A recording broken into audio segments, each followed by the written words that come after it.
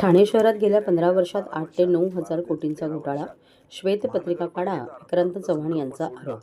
मनमोहन सिंग सरकारने 2012 मध्ये कॉस्मोपॉलिटन शहरामध्ये 2 योजना आणल्या होत्या. JNNURM आणि BSP या 2 योजना होत्या. यामध्ये सरकारने नाले बांधण्यासाठी, रस्ते बांधण्यासाठी, बसेस घेण्यासाठी, शैक्षणिक नियोजन करण्यासाठी 2200 कोटी दिले होते. त्यानंतर मोदी सरकारने स्मार्ट सिटीची घोषणा केली. त्यामध्ये ठाणे महानगरपालिकेला 980 कोटी देण्यात आले. राज्य सरकारने 500 कोटी दिले आणि महानगरपालिकेने 250 कोटी दिले. त्यामध्ये 39 प्रकल्प आपल्याला पूर्ण करायचे होते. नंतर संजय जयस्वाल यांनी जाता जाता 455 कोटींचा ठराव प्रस्तावित केला होता. त्यानंतर शिंदे सरकारने 6500 कोटी ठाणे महानगरपालिकेला दिले. या सगळ्यामध्ये 3500 कोटी वापरण्यात आले. 3000 कोटी परत पाठवण्यात आला नाही.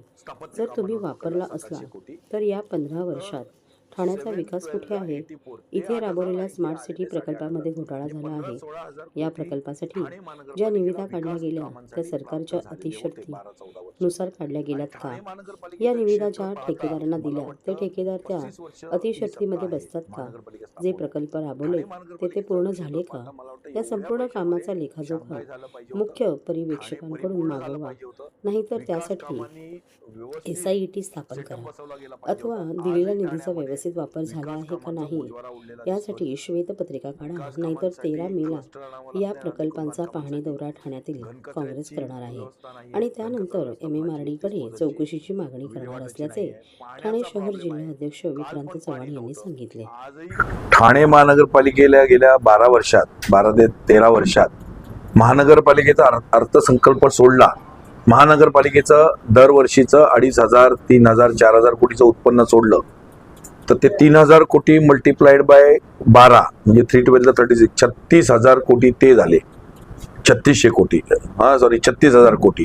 त्याच्या व्यतिरिक्त केंद्र सरकारकडून, काँग्रेसच्या केंद्र सरकारकडून आणि BJPच्या केंद्र सरकारकडून जवळजवळ 4000 कोटीची निधी JNNRM, BSUP आणि स्मार्ट सिटीमध्ये आलेली आहे. आणि त्याचबरोबर शिंदे साहेबांच्या सरकारकडून, महाराष्ट्र शासनाकडून 6,500-7 हजार कोटीची निधी GR च्या द्वारे ह्या ठाणे महानगरपालिकेला गेल्या 15 वर्षात ही सर्व निधी प्राप्त झालेली आहे. तर ही जी निधी एवढी झालेली आहे ती निधी ही आपले 36,000चा अर्थसंकल्प, त्याच्यातला समजा 500 कोटी तरी दरवर्षी स्थापत्य कामांवर पकडला, 700-800 कोटी, तर 7-12 84 ते 8,000 आणि हे आलेले 8,500 म्हणजे 15-16 हजार कोटी ठाणे महानगरपालिकेला विकास कामांसाठी प्राप्त झालेले होते 12-14 वर्षात.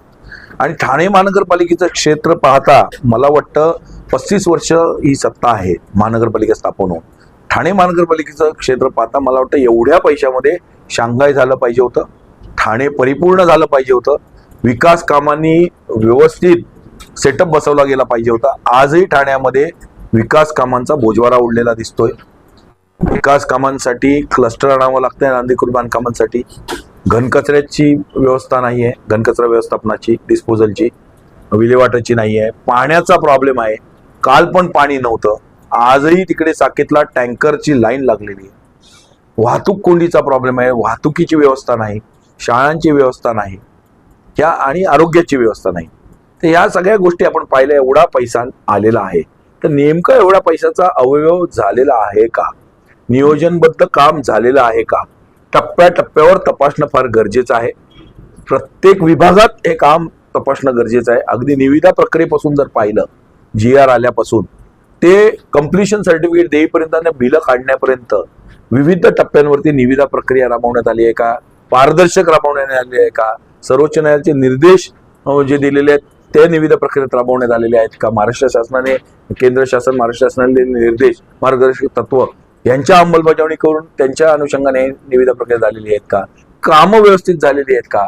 कामामध्ये विविध अंगी ज्या गोष्टी असतात, मुदतवाढ देणे, आणखीन काही NOCs घेणे, पर्यावरणाची NOC घेणे, CRZची NOC घेणे, ट्रॅफिकची NOC घेणे, पोलिसांची NOC घेणे, सगळ्या जेवढ्या NOCs आहेत त्या नीट घेतल्या गेल्या का? मुदतवाढ दिलेली आहे का? कामांना विलंब झालेला तर का झालेला आहे? आणि कामाचा दर्जा सांभाळण्यात आलेला आहे का? लोकांना त्या विकास कामं करत असताना त्रास होतोय का? पोल्युशन होतंय का? या सगळ्या गोष्टी तपासण्यासाठी आम्ही हे सगळे GR शासनाकडून गपचूप आणलेले आहेत. देत नव्हती ठाणे महानगरपालिका आम्हाला, तर हे GR आम्ही मिळवलेले आहेत. आणि म्हणून आमचं आयुक्तांना निवेदन आहे की आपण श्वेतपत्रिका काढावी. आयुक्त चांगले आहेत. हे आयुक्त संजय सेठी नंतर खरंच असे आयुक्त भेटलेले, अभ्यासपूर्ण काम करतायत, घडी बसवून काटकसरीने काम करतायत, घडी बसवण्याचा प्रयत्न करतायत, स्वतः फिरतायत. नालेसफाई त्यांनी वेळेवर सुरू केलेली आहे, त्यांचं अभिनंदन. परंतु प्रशासकाने हे तपासणं गरजेचं आहे. प्रशासक आहे, महापालिका नाही आहे. महासभा असती तर आम्ही महासभेत आवाज उठवला असता. तर हे तपासणं गरजेचं आहे. आमचे प्रांताध्यक्ष हर्षवर्धन सकपाळ साहेबांनी आम्हाला एक पत्र पाठवलेलं आहे, ज्या पत्रामध्ये त्यांनी म्हटलंय की स्मार्ट सिटीच्या त्यांच्याकडे तक्रारी आलेल्या आहेत. अशाच तक्रारी BJPने पण केलेल्या होत्या हरदीप सिंग पुरींकडे, नगरविकास केंद्रीय मंत्र्यांकडे. त्यांचं काय झालं? ते या सगळे कामांचा अवयव नीट नियोजनबद्ध कामं झालेली आहेत का, या निधीचा सदुपयोग झालेला आहे का, याच्या बाबतीत आयुक्त साहेबांनी, सौरभराव साहेबांनी श्वेतपत्रिका काढावी व वेळ पडल्यास त्यांनी त्रयस्थ समिती नेऊन चौकशी करावी, ही आमची प्रमुख मागणी आहे. काल पहिल्याच पावसात नाळ्याचा बोटबारा बघा, पहिल्याच आता हा मे मध्ये अवकाळी पाऊस आहे, त्याच्यामुळे फार काही मी बोलणार नाही. पहिल्याच पावसात एक ट्रेलर देऊन पावसाने वाट लावली, विटावा ब्रिज असे इकडे तिकडे. तर हा एक त्यांना हे सिग्नल गेले आहे की लवकर लवकर कामं करा. मात्र ह्या सगळ्या गोष्टींवर लक्ष वेधण्यासाठी आम्ही 13 मार्चला लॉंग मार्च काढणार आहोत, कासारवाडीपासून आयुक्त कार्यालयापर्यंत, आणि आयुक्त कार्यालयापासून MMRDA BKC असा आमचा लॉंग मार्च आहे. विविध टप्प्यावरती आम्ही कामं दाखवणार चेकनाक्यापर्यंत, आणि चेकनाक्यानंतर आम्ही सरळ चालत सर्व्हिस रोडने आम्ही BKCला जाणार. हा, बघा, ह्या सगळ्या गोष्टी अनाकालनीय आहेत, दुर्दैवी आहेत, आणि ह्या सगळ्या नॅचरल कॉज आहे. हे नॅचरल कॉज आहेत. ह्याला आता कोणाचा काय उपाय नाही. आता झाड कोणी लावलं होतं, कसं लावलं होतं, नेमकं झाड कुठे होतं, काय होतं, किंवा गाडी रिक्षा नेमकी, तो एक ऍक्सिडेंटचा भाग आहे. त्याच्यात काय आपण कोणाला दोष देऊ शकत नाही. पण दुर्दैवी आहे, त्याला मदत मिळाली पाहिजे. आणि TMCचं ऑडिट, महानगरपालिकेचं ऑडिट झालेलं नाही आहे. तर महानगरपालिकेचंही ऑडिट, या कामांचंच नव्हे तर महानगरपालिकेचं ऑडिट होणं गरजेचं आहे, ही आमची प्रमुख मागणी आहे.